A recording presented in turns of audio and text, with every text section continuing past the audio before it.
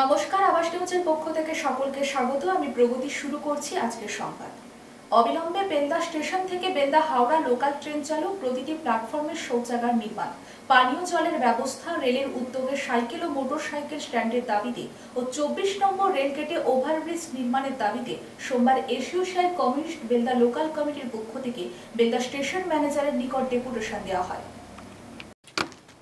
অবিলম্বে বেলদা স্টেশন থেকে Belda Howrah local train চালু, প্রতিটি প্ল্যাটফর্মে শৌচাগার নির্মাণ, পানীয় জলের ব্যবস্থা, রেলের উদ্যোগে সাইকেল ও মোটরসাইকেল স্ট্যান্ডের দাবিতে ও 24 নম্বর রেলগেটে ওভারব্রিজ নির্মাণের দাবিতে সোমবার এসইউসিআই কমিউনিস্ট বেলদা লোকাল কমিটির পক্ষ থেকে বেলদা স্টেশন ম্যানেজারের নিকট ডেপুটেশন দেওয়া হয়।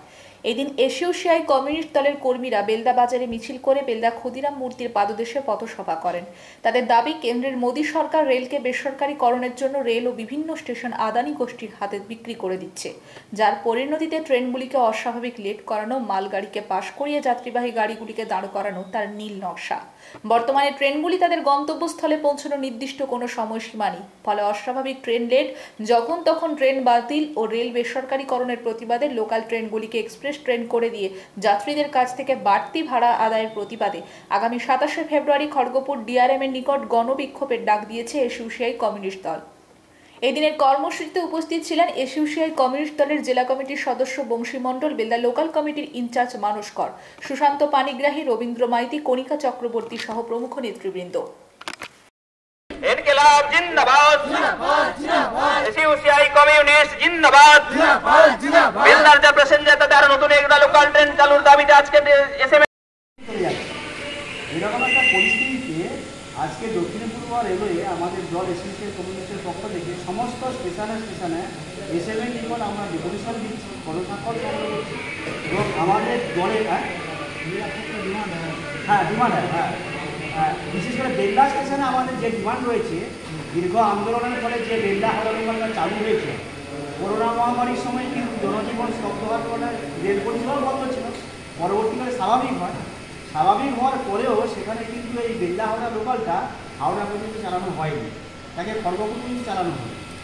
हावड़ा जो है ना वो प्लेटफॉर्म देने के तैयार होता नहीं है, तो वही बोल रहा হ্যাঁ স্যার, যদি তৈরি প্ল্যাটফর্ম তৈরি না হয় তাহলে তো হাওড়া পর্যন্ত ট্রেনটা গিয়েছিল একটা সময়, অনেকদিন তো গিয়েছিল, তারপরে কি প্ল্যাটফর্মটা ওটা উঠে গেল? নিশ্চয়ই प्लेटफॉर्म देने का तैयार नहीं होता ना, इसलिए दिक्कत हो जाता है। राजस्व लोगों को भी देना पड़ता है उसको।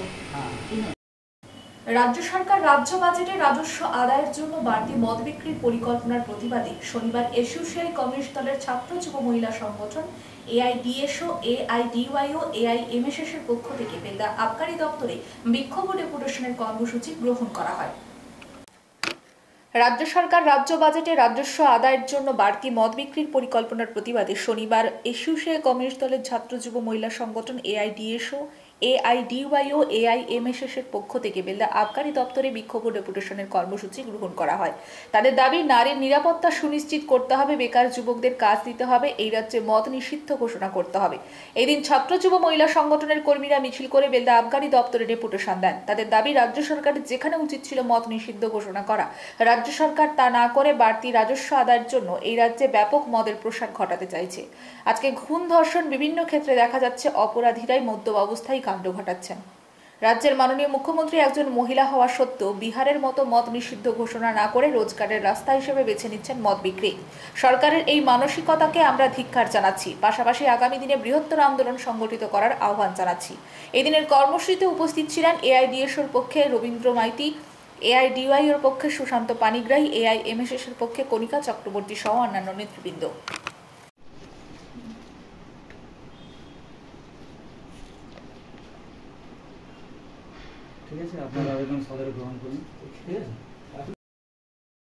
আমরা আজকে অল ইন্ডিয়া মহিলা সাংস্কৃতিক সংগঠন, ডিআইও যুব সংগঠন এবং ডিএসও ছাত্র সংগঠনের পক্ষ থেকে রাজ্য সরকারের যে চূড়ান্ত জনবিরোধী নীতি এবং যে আজকে মদ বিক্রি করে রাজস্ব আদায়ের যে নীতি তারা প্রণয়ন করছেন, তার প্রতিবাদে তীব্র প্রতিবাদ আমরা ধ্বনিত করছি। রাজ্যের সর্বত্র আমরা দপ্তরগুলোতে আজকে এখানে বেলদার আবগারি দপ্তরে আমরা ডেপুটেশনের কর্মসূচি নিয়েছি এবং উচ্চ মহল পর্যন্ত আমরা এর প্রতিবাদ পৌঁছে দিচ্ছি। আজকে আমরা এখানে তীব্রভাবে দাবি করছি যে এই মদ বিক্রির সিদ্ধান্ত, মদ বিক্রি করে রাজস্ব আদায়ের যে সিদ্ধান্ত সরকারের, এই সিদ্ধান্ত বাজেটের মধ্য দিয়ে যে তারা প্রণয়ন করতে চাইছেন, অবিলম্বে এই সিদ্ধান্ত প্রত্যাহার করতে হবে। এই বাজেট সংশোধন করে এই সিদ্ধান্ত বাতিল করতে হবে। আজকে পশ্চিমবাংলায় নারীর নিরাপত্তা সুনিশ্চিত করতে হবে। মদ বিক্রি হলে সুস্থ পরিবেশ নষ্ট হবে, ফলে নারীর নিরাপত্তা সুনিশ্চিত করতে হবে মদ নিষিদ্ধ করে, এবং যুবকদের, বেকার যুবকদের কাজের দাবিতে তাদেরকে কাজ দিতে হবে এবং সুস্থ পরিবেশ ফিরিয়ে আনতে হবে, এই আমাদের দাবি। ঝাড়গ্রাম জেলা জুড়ে দিনের পর দিন হাতির আতঙ্ক বাড়ছে। বন দপ্তরের কর্তাদের বারে বারে জানিয়েও কোনো কিছু লাভ না হওয়ায় এবার প্রতিনিয়ত বিক্ষোভ কর্মসূচি নিয়েছেন এলাকার বাসিন্দারা। ঝাড়গ্রাম জেলা জুড়ে দিনের পর দিন হাতির আতঙ্ক বাড়ছে। বন দপ্তরের কর্তাদের বারে বারে জানিয়েও কোনো কিছু লাভ না হওয়ায় এবার প্রতিনিয়ত বিক্ষোভ কর্মসূচি নিয়েছেন এলাকার বাসিন্দারা। উল্লেখ থাকে, নয়াগ্রামের সুবর্ণরেখা নদী পেরিয়ে প্রতিনিয়ত সাঁকরেল ব্লকের বিভিন্ন এলাকায় তাণ্ডব চালাচ্ছে হাতির পাল। রাত্রি হলে খাবারের খোঁজে এসে মাটির বাড়িতে ভাঙচুর করছে। তবে শুধু সাঁকরেল ব্লক নয়, নয়াগ্রাম, গোপীবল্লভপুর, ঝাড়গ্রাম জুড়ে একইভাবে তাণ্ডব চালাচ্ছে দিনের পর দিন ধরে। শুক্রবারের পরে শনিবারও বন দপ্তরের কর্তাদের বিরুদ্ধে বিক্ষোভ জারি রাখলেন গ্রামবাসীরা। তাদের বক্তব্য, কিছু ক্ষেত্রে ক্ষতিপূরণ পেলে কি মানুষকে আর ফিরে পাওয়া গেল? যেভাবে দিনের পর দিন মানুষের মৃত্যু হচ্ছে হাতির হানায়, তা এক প্রকার ভয়ঙ্কর অবস্থা। বর্তমান বন দপ্তরের কর্মীদের একাংশ তেমনভাবে ট্রেনিং না থাকায় এই ধরনের বিপত্তি দেখা দিয়েছে।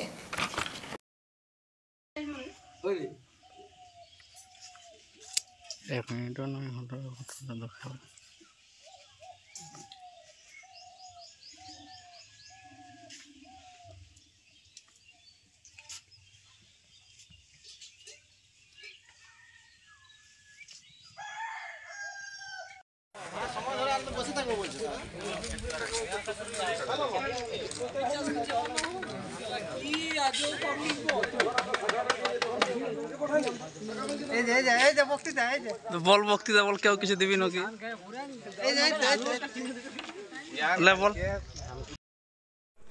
এই মুহূর্তে ভাউদি বিট অফিসে গেটে তালা বন্ধ করা হয়েছে, কোন বিট অফিসের কোনো সিদ্ধান্ত নেয়নি। বরিশালে প্রচুর ধান খাচ্ছে হাতিয়ে, তবু কোনো সিদ্ধান্ত নেয়নি। তার জন্য গেটে তালা মারা হয়েছে। আলু টালু সব খেয়ে শেষ করে দিয়েছে। গ্রামের মানুষজনের উপরও খুব আতঙ্কে আছে, তাই 6 দিন থেকে উৎপাত করছে, তাই গেটে তালা মারা হয়েছে। বিট অফিসার কোনো পদক্ষেপ নিচ্ছে না। বিট অফিসার আসুক।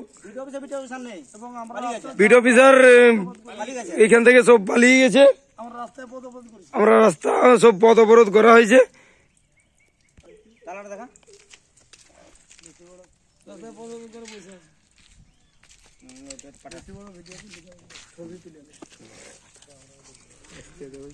সব ভিতর থেকে সবাই পালিয়ে গেছে, কেউ নেই। স্বাস্থ্য ও পরিবেশ সচেতন নিয়ে সরকারিভাবে বারে বারে প্রচার হলেও সেই প্রচারে কোনো কাজে আসেন না, তা আবার একবার প্রমাণ করল পূর্ব মেদিনীপুর জেলা তৃণমূল পরিচালিত এগরা পৌরসভার 1 নম্বর ওয়ার্ডে অবস্থিত একটি বেসরকারি নার্সিং হোমের বিরুদ্ধে। স্বাস্থ্য ও পরিবেশ সচেতন নিয়ে সরকারিভাবে বারে বারে প্রচার হলেও সেই প্রচারে কোনো কাজে আসেন না, তা আবার একবার প্রমাণ করল পূর্ব মেদিনীপুর জেলা তৃণমূল পরিচালিত এগরা পৌরসভার 1 নম্বর ওয়ার্ডে অবস্থিত একটি বেসরকারি নার্সিং হোমের বিরুদ্ধে। স্থানীয় এক ওষুধ দোকানের মালিক অমিতাভ প্রহরাজ এগরা পৌরসভায় লিখিত অভিযোগ জানিয়েছেন, কিন্তু বারবার অভিযোগ জানিয়েও কোনো সুরাহা হয়নি। এগরা পৌরসভার 1 নম্বর ওয়ার্ডে অবস্থিত এই বেসরকারি নার্সিং হোমের চারিদিকে ছড়িয়ে ছিটিয়ে রয়েছে আবর্জনা, বজ্র পদার্থ। একেবারে অস্বাস্থ্যকর পরিবেশের মধ্যেই চলছে এই নার্সিং হোম। ওই নার্সিং হোমের টয়লেটের মলমূত্রের জল পাইপ ফেটে পরিবেশ দূষণ ছড়াচ্ছে। দুর্গন্ধে থাকতে পারছেন না রোগী ও আশেপাশের দোকানিরা। মালিককে বহুবার অভিযোগ জানিয়েও কোনো লাভ হয়নি বলে অভিযোগ। তবে এই বিষয়ে নার্সিং হোমের মালিকের কাছে জানতে চাইলে তিনি কোনো প্রশ্নের উত্তর দেননি। এগরা পৌরসভার পৌরপিতা স্বপন নাইককে ফোনে বিষয়টি নিয়ে সাংবাদিকরা জানতে চাইলে তিনি মেজাজ হারিয়ে ফেলেন। তিনি বিষয়টি নিয়ে আমাদের কাছে অভিযোগ এসেছে, পাশাপাশি দোকানি যে অভিযোগ করেছেন আমরা খতিয়ে দেখছি। ওই ওষুধ দোকানের বিল্ডিং গ্রাউন্ড লেভেলের নিচে থাকায় এই জল গড়িয়ে আসছে। আমি এই বিষয়ে কিছু বলবো না, আমার কাছে ফালতু ফালতু আপনারা আসবেন না।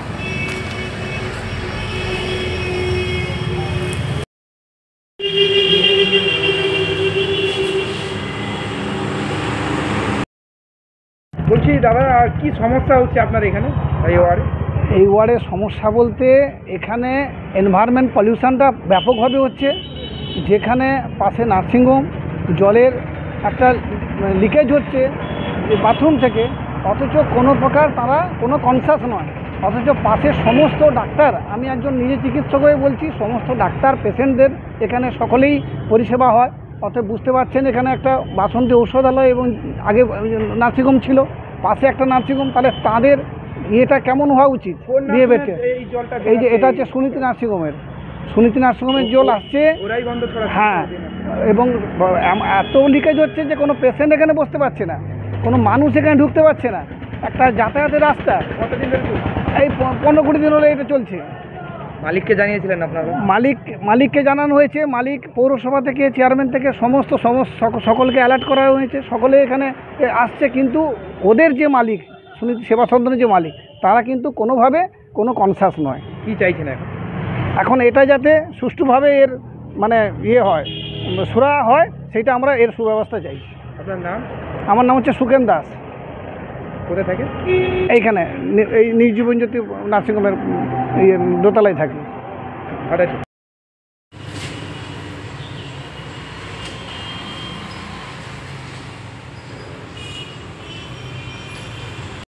আপনার নাম?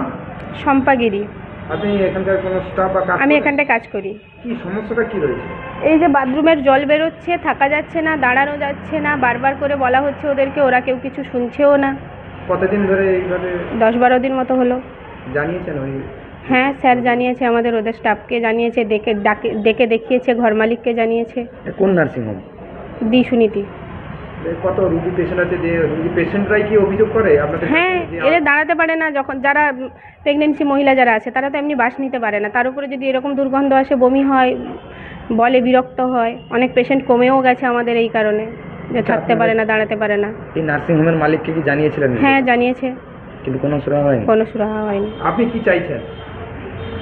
কি বলবো, আমি এত বড় একটা নার্সিংহোম চালাচ্ছে, ওরা যদি এরকম দুর্গন্ধ করে, এরকম জীবাণু ছড়ায়, ভেতরে কি করছে আমি ওইটাই বুঝতে পারছি না। ওরা এত বড় একটা নার্সিংহোমের মালিক এরকম দুর্গন্ধ ছড়াচ্ছে, এরকম একটা অবস্থা করে রেখেছে, মানুষ যেতে পারছে না। ভদ্র ব্যক্তি হলে তো এরকম করাটা উচিত। পূর্ব মেদিনীপুর জেলার দক্ষিণ কাঁথি বিধানসভা কেন্দ্রের দুস্থ ও মেধাবী ছাত্রছাত্রীদের পাশে এগিয়ে এলেন কাঁথি পুরসভার 21 নম্বর ওয়ার্ডের কাউন্সিলর সন্দীপ জানা। তিনি দুস্থ ও মেধাবী ছাত্রছাত্রীদের হাতে নতুন বছরের উপহার হিসেবে পাঠ্যপুস্তক তুলে দিলেন। পূর্ব মেদিনীপুর জেলার দক্ষিণ কাঁথি বিধানসভা কেন্দ্রের দুস্থ ও মেধাবী ছাত্রছাত্রীদের পাশে এগিয়ে এলেন কাঁথি পুরসভার 21 নম্বর ওয়ার্ডের কাউন্সিলর সন্দীপ জানা। তিনি দুস্থ ও মেধাবী ছাত্রছাত্রীদের হাতে নতুন বছরের উপহার হিসেবে পাঠ্যপুস্তক তুলে দিলেন। কাঁথি পুরসভার 21 নম্বর ওয়ার্ডের কাউন্সিলর সন্দীপ জানার উদ্যোগে ওয়ার্ডের জালাল খাওয়ার প্রাথমিক বিদ্যালয়ের 125 জন ছাত্রছাত্রীদের হাতে এই পাঠ্যপুস্তক উপহার হিসেবে তিনি তুলে দেন। পাঠ্যপুস্তক পেয়ে খুশি ছাত্রছাত্রী থেকে অভিভাবক অভিভাবিকারা। কাউন্সিলর সন্দীপ জানা বলেন, আমি প্রতিজ্ঞাবদ্ধ, যতদিন বেঁচে থাকবো ততদিন পর্যন্ত স্কুলের ছাত্রছাত্রীদের সাহায্যের হাত বাড়িয়ে দেব। তিনি বলেন, সরকারি বই বাদ দিয়ে বাকি পাঠ্য বই এই বিদ্যালয়ের সমস্ত ছাত্রছাত্রীদের হাতে তুলে দেব। শুধু স্কুলের ছাত্রছাত্রীরাই নয়, কলেজ পর্যন্ত প্রত্যেক ছাত্রছাত্রীদের 2টো করে বই দিয়ে যাব। শুধু ছাত্রছাত্রীদের বই দেওয়াই নয়, কলেজের ফিজ বাবদ 1000 টাকা করে দেওয়া হয়। আমি রাজনীতি দলের সঙ্গে যুক্ত হলেও শিক্ষাক্ষেত্রে রাজনীতি যুক্ত হোক, বরাবরই এর বিরোধী। 10 থেকে 12 বছর এই স্কুলে কোনো প্রধান শিক্ষক ছিলেন না। যখন আমি এই স্কুলের প্রেসিডেন্ট হয়ে এলাম, তখন থেকে একজন প্রধান শিক্ষক নিয়োগ হয়ে এসেছেন এই স্কুলে, কিন্তু কোনো এক অজ্ঞাত কারণে মাত্র 7 থেকে 8 মাস থাকার পর ওই প্রধান শিক্ষককে তুলে নেওয়া হয়। এরপর টিচার ইনচার্জকে দিয়ে স্কুল চালানো হয়।